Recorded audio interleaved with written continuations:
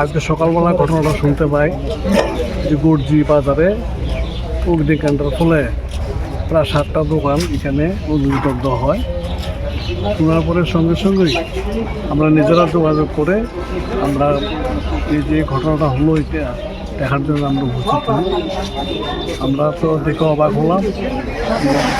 Airport একটা নাশকতা হলো এখানে এবং প্রায় 7টা দোকান আগুনে পুড়ে ছাই হয়ে গেল, সম্পূর্ণ ক্ষতি হলো তাদের। এই যে ঘটনাটা এটা খুবই দুঃখজনক এবং তার জন্য আমরা আমাদের পার্টি সিপিআইএম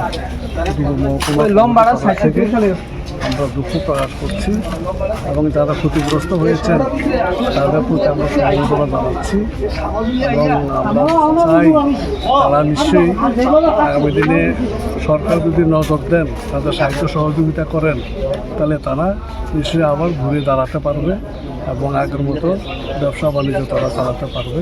সেই কারণেই যারা ক্ষতিগ্রস্ত হয়েছেন তাদেরকে ধৈর্য ধরার জন্য আবেদন করব এবং গভর্নমেন্ট যাতে ভালোভাবে তাদেরকে সাহায্য সহযোগিতা করে সেই বক্তব্য আমাদের পালে তদন্ত থেকে থাকবে।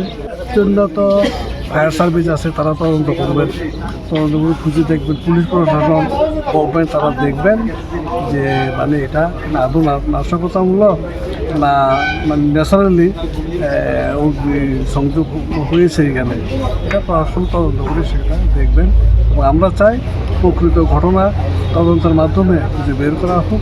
এখন তো আগুন বিভিন্ন রকমভাবেই মানে এগুলি হয়।